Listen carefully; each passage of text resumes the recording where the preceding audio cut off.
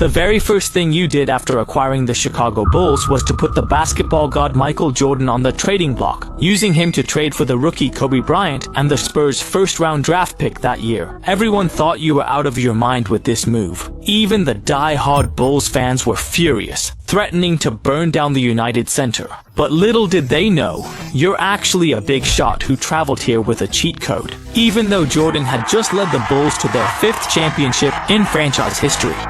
But after all, even the basketball god was nearing the end of his career. Even if you kept the current roster, at most you could win just one more championship trophy. Meanwhile, that Lakers rookie with the number 8 jersey and the wild afro, who only averaged 7.6 points per game in his first season, and Tim Duncan, whom the Spurs picked with that year's first-round pick. These two are the real cornerstones for building your Bulls dynasty among the stars. At this moment, in the Bulls owner's office, General Manager Jerry Krause was staring at the list of players up for trade, nearly having a stroke on the spot. Good grief, aside from Jordan and Rodman, the only 2 free agents, 12 out of the remaining 13 players on the roster had been circled in red.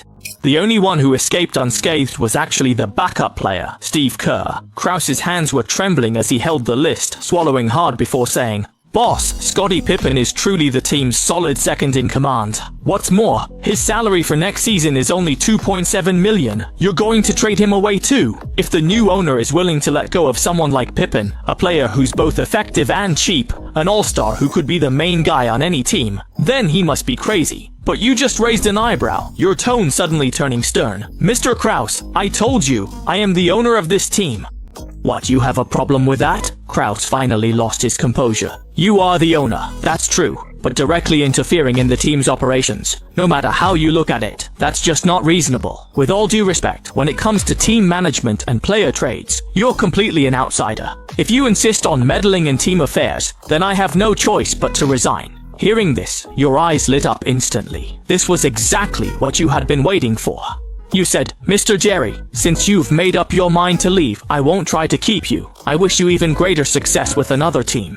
Jerry Krause was completely stunned. Only then did he realize that the new owner's first move was actually aimed at him. After Krause left, you called Shaolin in. "Shaolin, from now on, I'll temporarily serve as the team's general manager, and you'll be the assistant general manager. Also, every player on this team roster that I've circled, put them all on the trading block. If any team managers are interested in a trade, have them contact us as soon as possible. Lastly, get in touch with Jordan and have him come to my office as soon as he can. We need to talk about his contract renewal." Shaolin picked up the Bulls player roster from the desk, and seeing all the red circles densely marked on it, immediately felt overwhelmed. There was no doubt that once these championship-winning Bulls players were put on the trading block, it would definitely cause a huge stir throughout the league.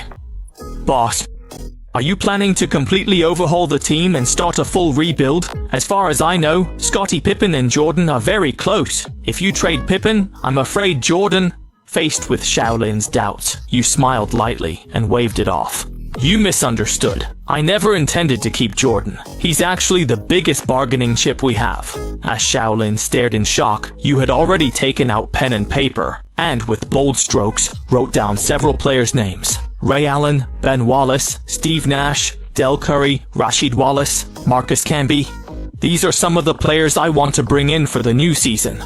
If you can acquire any of them through trades with other teams, you can go ahead and finalize the deal directly. I also need 1 or 2 lottery picks in this year's draft, preferably within the top 10. As for Jordan's contract renewal, I'll handle the negotiations myself. Regarding Dennis Rodman, you go talk to him. The team can offer him a 2-year, $9 million contract. Whether he signs or not is up to him. The next morning, in the top-floor luxury conference room of a 5-star Holiday Inn in Chicago, you and Jordan sat facing each other across the floor-to-ceiling windows. Outside the conference room, dozens of elite bodyguards stood at attention, standing at full alert. After a brief exchange of pleasantries, you got straight to the point and said, "Michael, the reason I invited you here today is because I don't want to hide anything from you. The team can offer you a sky-high contract of $50 million for 1 year, but after you renew, we will trade you in exchange for more valuable rebuilding assets. As for your next destination, both the management and I will fully respect your wishes. Big cities like Los Angeles, New York, and Boston are all very tempting. A sign and trade is the best way to maximize value for both the team and for you personally. I'm sure you won't refuse this." Faced with your blunt words, Jordan finally couldn't hold it in anymore. He slammed the table and stood up, gritting his teeth as he questioned, "You want me to agree to a sign and trade? What makes you think there's a rebuilding cornerstone more valuable than me? Ha, Mr. Hua, are you joking with me? Who is it? Shaquille O'Neal, Grant Hill, or that kid Iverson?" Facing Jordan's fury, you remained calm and composed, replying lightly, "It's this year's #1 draft pick, Tim Duncan. This year's #1 pick, Tim Duncan." When Jordan heard that name, his expression changed instantly, the anger on his face turning grave. But soon he regained his usual arrogance and said, "You mean that power forward from Wake Forest? I've watched some of his games." In Jordan's eyes, Duncan was undoubtedly the predetermined #1 pick in the 1997 draft. No one could threaten his draft position. But no matter how talented this kid was, how far could he really go in the NBA? Even if he reached the level of the league's current top power forward, Karl Malone, in the end, he'd still be defeated by Jordan. The four great centers of the 90s all had to bow before Jordan's relentless dominance on the court. For Tim Duncan to think he could inherit Jordan's dynasty, continue the Bulls' glory, he was just dreaming. Jordan, with that god of basketball arrogance in his eyes, looked down at you, sitting calmly and composed across from him, and felt even more that this young man was unfathomable.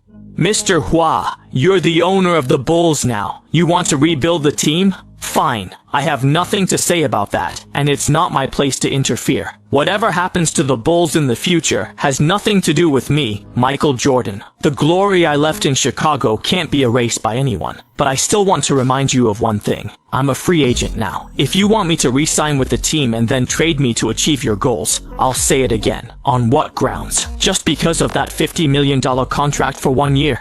The more Jordan spoke, the more agitated he became. His voice was loud and powerful, full of dominance. "Boss, you should know very well, the name Michael Jordan, to the entire league, is incredibly important. My salary doesn't even count against the team's salary cap. If I announce right now that I'm testing the free agent market, at least a third of the other 28 teams in the league would be able to offer me a contract even bigger than $50 million.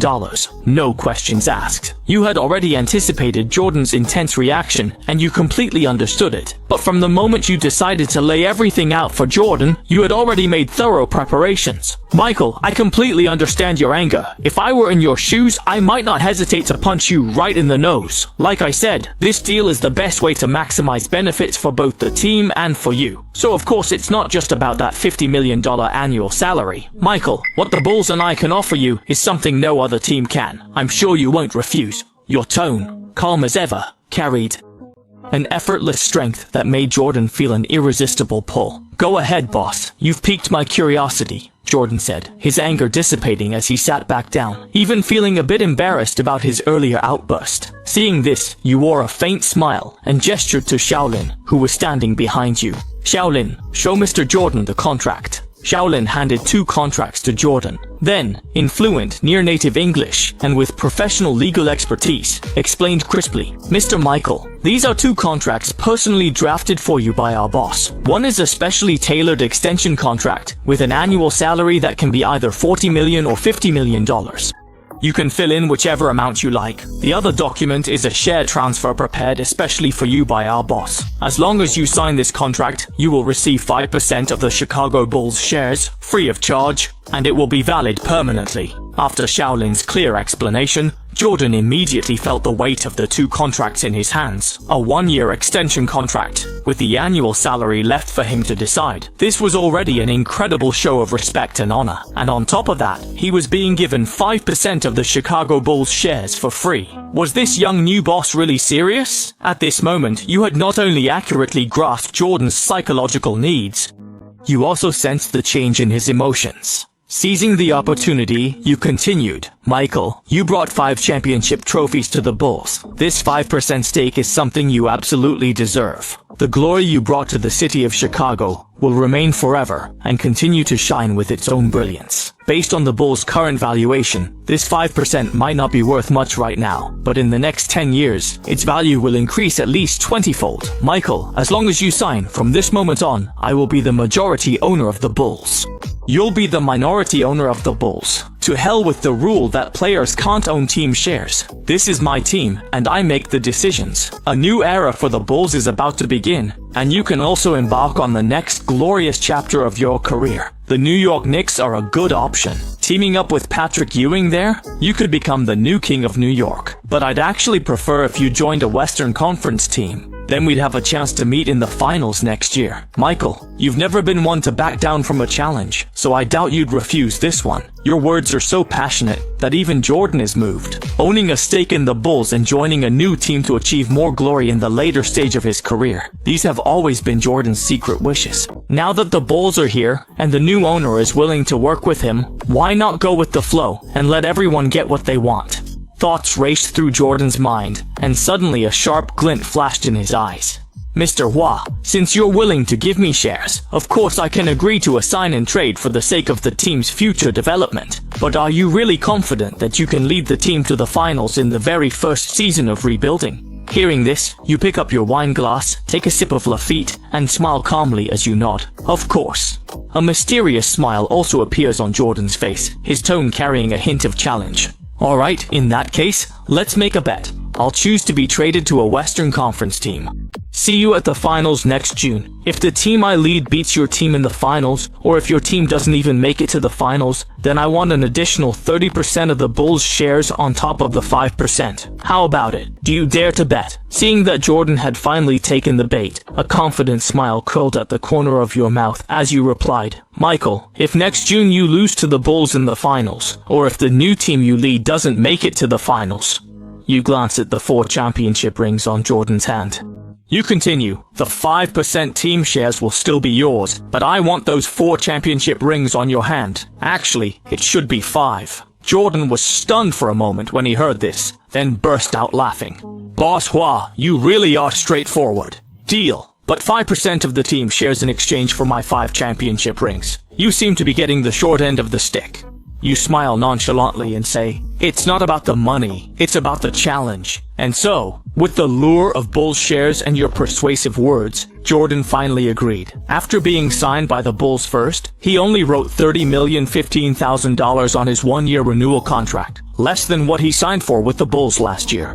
It's only $1 more. Michael, now we're officially partners. I'll give you 3 days. You can have your agent freely contact other teams about possible trades. After 3 days, I'll put you on the trade block. But that's just a formality. I really want to see just how crazy other teams will get for you. After all, trading the basketball god just days after taking over. This will definitely be a highlight in my career as an owner. By the way, the draft should be on June 28th, which is exactly 10 days from now. As long as we finalize your trade before the draft, there won't be any problem at all. Jordan is starting to admire your boldness more and more. Mr. Hua, it seems you really are capable of big things. But I still have one question. The draft order is determined by a live lottery at the draft itself. How can you be sure you'll get the number 1 pick in advance? The NBA draft lottery has gone through many reforms, and in 1997, it wasn't like later years where the lottery was held a month early. It was drawn live on draft day, which adds a lot more randomness and uncertainty. With a confident smile, you say, Michael,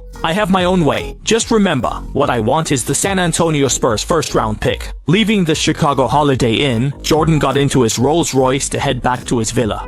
Muttering to himself about the San Antonio Spurs first-round pick, Jordan frowned deeply. In his eyes, this new boss, Hua Chengfei, was becoming more and more unfathomable. Could he really be certain in advance that the Spurs would get the number 1 pick? After all, looking at the records of this year's 13 lottery teams, the Vancouver Grizzlies and the Boston Celtics had the worst records and the highest chances of landing the top pick, while the Spurs were only 3rd. Sitting next to Jordan, his agent David Falk was even more agitated than Jordan, incessantly complaining about your foolish moves. This new boss from China is really crazy, Michael. Does he even know what it means to trade you?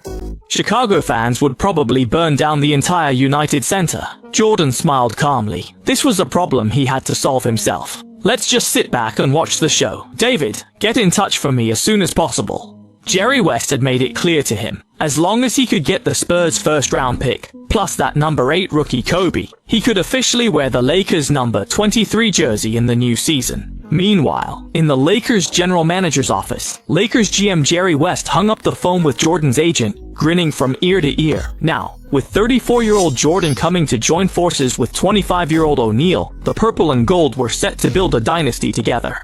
How could someone as shrewd as him possibly refuse?